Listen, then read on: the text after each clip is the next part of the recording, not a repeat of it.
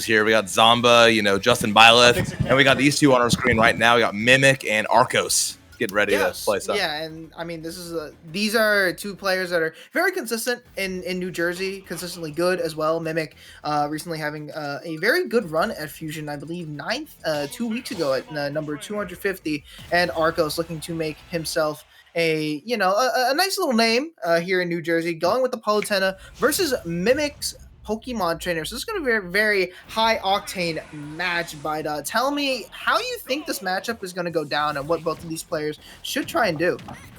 So this is actually a matchup I'm very familiar with personally. We have some PT Palutena. We have a couple of these players that are in my region that would play pretty often. What we're going to see here is Arcos is going to stay on Squirtle or at least very least he should stay on Squirtle for as long as he can, because it makes it so much harder for Mimik to hit. You low profile so many things if you're playing correctly. Once you switch to Ivysaur, you will be able to hit PT a lot easier. Of course, as I'm saying this, Mimik has a huge lead going into it, and seemingly the Ivy's doing a little bit more work than the Squirtle. Maybe a difference in just the quality of character, from an all-around perspective. I think tags are switched right now. I believe Arcos is the PT, not the PT, the Palu, and Mimik is the PT. But I mean, this Ivysaur, sticking with the Ivysaur, not only is it a character that is kind of tanky, but also has a lot of versatility. You have a solid projectile in that side, but also, a strong Nair. You have some strong aerials as well that can kind of keep your opponent at bay. So Arcos has to rethink a lot of recoveries, but you're going to have to sit back on the drawing board right there as he SDs. Unfortunate, but if you're Mimik, you're gonna take that to the bank. And he's trying to play aggressive despite having this lead and going to stick with the Charizard as well. Yeah, I kind of love it. Oh wow, yeah, he's in killer mode right now. He doesn't want to mince any words. He just wants to get him out of there like ASAP. Go for that stomp, so aggressive, and continuing to heat with that fire breath, that forward air, holding down this ledge. Gonna grab something. Arcos has to find their way back in there. The classic. You can't get away from that move, no matter how hard you try.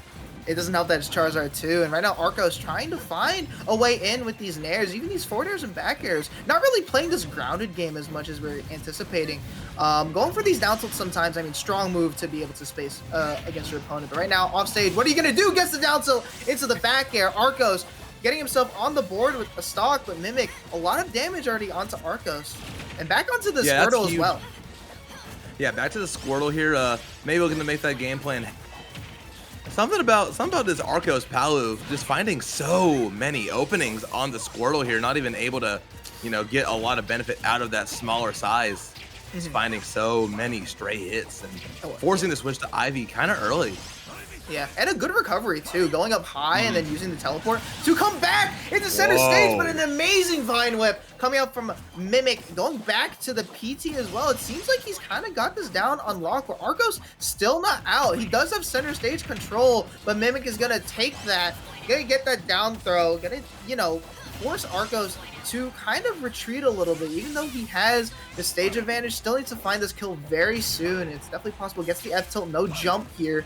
Then we got to be careful. Good recovery and using that Nair as well. Arcos getting hit on that platform. You got to get off. Really good pressure with these up airs. All right, able to get off. Gets the explosive flame off. Gonna get the kill. No, not just yet.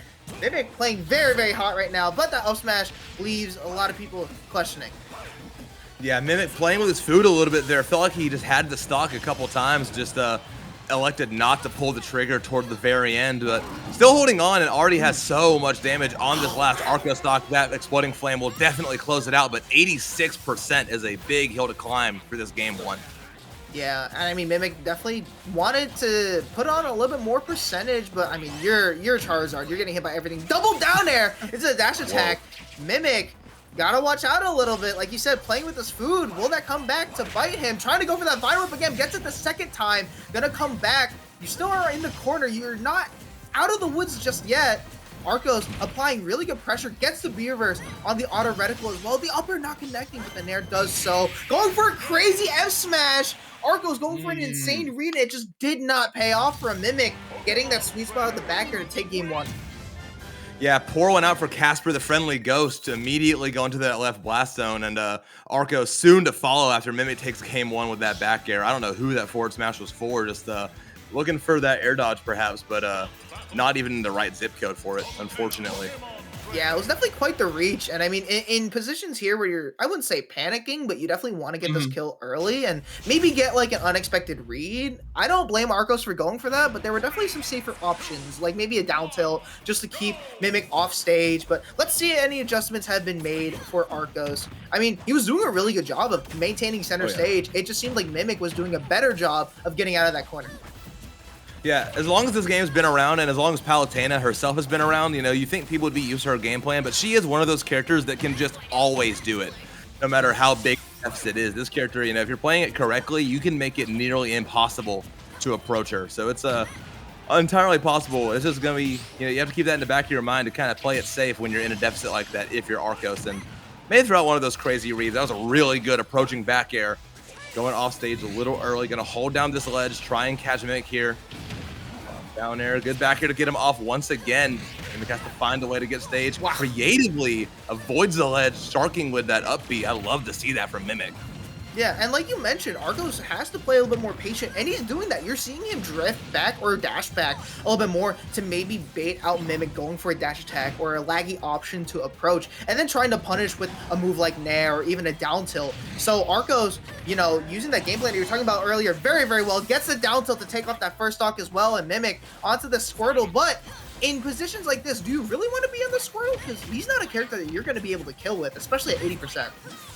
Yeah, no, definitely not. I think at this point, you know, you want to throw caution to the wind, especially since Arcos has been getting so much damage and has been approaching the Squirtle like consistently this whole time. At this point, you really do just want to go for the kill, and for going for the kill, he does with that huge falling up air on the Ivysaur. Now you go to the Squirtle. Now you rack up your damage before you switch back to those really kill-heavy characters like Ivy or Charizard. Yeah, and the thing is with PT is like there's very much a flow chart that goes around, especially around the percentages. Like at the low percentages, you want to go with Squirrel, you want to try and box out your opponent and to get the most damage, as much damage as possible. Then around the mid like 50s or something, you see the swap off to Ivysaur, and it's paying dividends right now. Really good positioning on this stage, getting these up airs off, trying to go for that dash that dash grab, doesn't get it, able to come back. Thank God Ivysaur has a really good recovery with that up air. Yeah, no, I think that's like the best tether in the game. Makes it nearly impossible, or one of the best tethers in the game. Yeah, love using the side B as well to try and recover. Just send out a nice hitbox that Arcos needs to respect and needs to kind of shield. So then Mimic comes back and gets the down smash. I don't know if that was regrab or not, but nonetheless, Mimic hitting below that ledge. Oh, I love the idea with the explosive light, but Heaven's Light gonna send Mimic all the way to the skies. Back to square one for both these guys on this last stock. Yeah, holding on here, dead even here. Great adjustments from Arcos, but you still need to close it out to force this potential game 3. You know, right now you're still on your winner side stock, and as that forwarder string is not doing you any favors. Mimic is out for blood right now, already at 75. Looks for the kill with the falling up air. That back air is going to do dividends as well. Good grab. Up B steals it too. No, Never mind. Yet. Great DI from Arcos. Not going down without a fight. Second lease of life right there for Arcos. Can he make the most out of it? Gets a down throw into the back air. Not going for a down air just yet. Really good patience. Doesn't get the hit off of the up B Mimic. How do you punish this? Oh, wait, whoa. We're cooking something here with Arcos. Going for those empty hops, going for those up air drag downs as well. But at 107, you still got to be careful. This is Charizard. You can't pressure that shield because up B and up smash are two really good options to be able to kill a character like Palutena. As I mentioned, the up smash ripping right there from Mimic, but not getting it. Does it the second time. Mimic getting a little bit too antsy with finding this kill. Arcos playing a lot more patient. Trying to bait with these back airs. Oh, the F smash! Oh my God! No way. Did it again. That's it. Oh my God! Wow! Going out the same way game 2 as they did game 1. Oh, unfortunate. Just really going for the call with that forward smash. The patience ran out on the side of Arcos, and Mimic super happy about it. Going up 2-1, moving on to round 2. Yeah, I mean, that was definitely cutting it very close for Mimic at the end. Arcos, like you mentioned, really good adaptation. Started to play a little bit more patient, started to space a lot more, understood that while, you may have range with side B or, with Charizard, even these back airs, forward airs, there's still some stubby hitboxes that aren't really as reliable. Like, let's say Squirtle, I mean, really, really good back air and down air, but you still need to get very, very close to be able to hit them. Whereas moves like back air for Palutena and even auto reticle, explosive light are really good moves that will chip away at very, very far distances. So for Arcos to kind of start playing patiently, defensively as well, and force Mimik to approach, that was a really good game plan. But in those last moments, we saw the exact same thing happen at that first game, where he just goes for a random, read and maybe wants to end the game a little bit too soon. In positions like that, you really don't want that to happen. You really just want to wait for the opportunity to arise, which Arcos was doing that entire second game, and then it just went away immediately.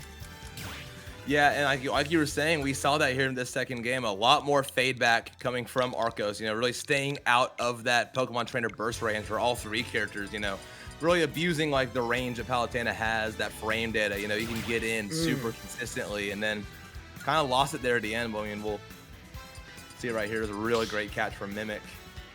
Yeah, with this down smash, the up air, and then the second stock was the down smash. Sorry. Second stock with the down smash. That was obscene. That was like not crazy. Yeah, we might get this account banned if we show that replay again. That might be a little too crazy for Collision Series TV. It gets it with the two frame as well. Insane stuff. Going for the down tilt, just sending him off stage. It really was a game of like who could get these ledge traps off more, and then there you go, getting the up throw. Just knew what his character was able to do, especially with Rage there. I feel like it was at like 99%. Maybe you could have seen Arcos live, but that, it's all ifs, ands, or buts. All we know is that Mimik is going to move on to the next round of a very, very stacked fusion. And the fact that was only round one, that's the appetizer. There's plenty of more to come.